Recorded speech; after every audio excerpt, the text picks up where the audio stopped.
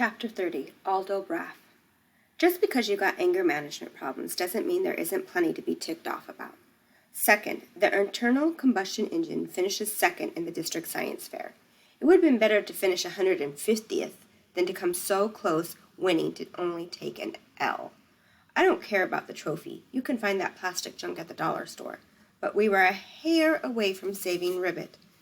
And they gave first place to a bunch of dweebs whose teacher didn't even need saving. I barely remember their project, some windmill thingy. No one's ever going to forget ours. Definitely not the fire department, who had to spray down all those bushes and trees because of conflagration containment, whatever that means. Miss Fountain tries to make us feel better.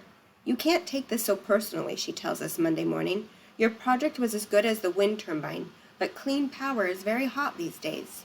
Hot, I echo. We set the whole street on fire. What could be hotter than that? She's patient. I mean popular. People care about the environment. Your project was wonderful, but the internal combustion engines are so last century. How do you think everybody got to the science fair barnstorm challenges? They drove internal combustion engines. But I bet nobody came by wind turbine, Elaine adds in her usual rumble. Miss Fountain just sighs. I can't be mad at her. She wanted this every bit as much as we did. It was Ribbit who showed me that teachers aren't always the enemy, even when they make you do work or yell or take away your rabbit butts. But if it wasn't for Ribbit, I would never have heard of where the red fern grows, which I'd be done with by now if we didn't drop everything to work on the science fair. I can barely picture my life before I knew about Billy, Old Dan, and Little Ann, who feel like people to me, except Old Dan and Little Ann, who are dogs.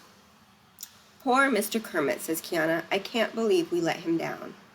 I don't want any more of that kind of talk, Miss Fountain lectures sternly. You didn't let him down, just the opposite.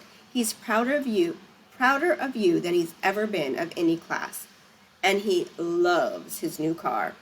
Then how come he was afraid to drive it home from the science fair, Mateo asks. That was just because of the racing fuel, she explains.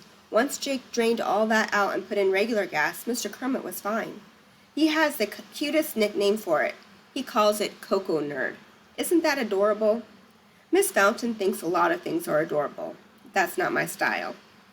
Maybe Vladimir, in a lizardy kind of way, and Old Dan and Little Ann, although I never met them in real life. Anyway, Ribbit might be psyched about his car, but he isn't psyched enough to come to school today.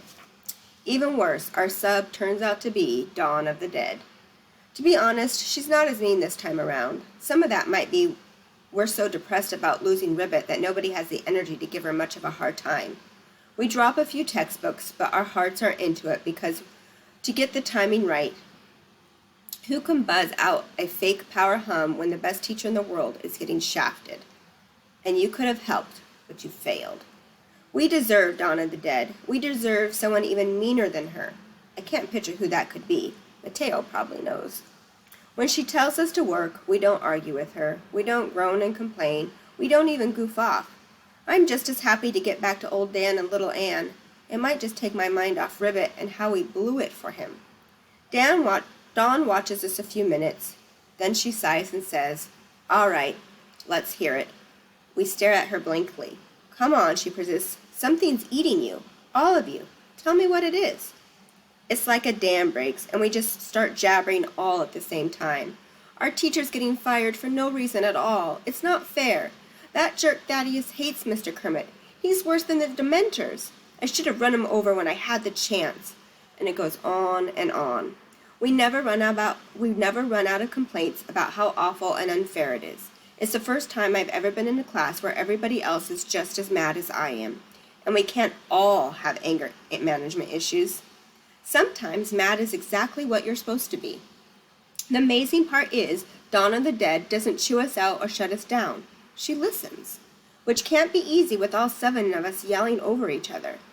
Then she has a long conversation with Miss Fountain, who comes to see what the racket is about. The two of them are in the hall talking what seems like forever. Finally, the substitute walks back into the room and faces us. Well, it seems like I misjudged you young people. She's wrong about that. Anything bad as she thought about us last time goes double, because we had the opportunity to help Ribbit, and we came up empty.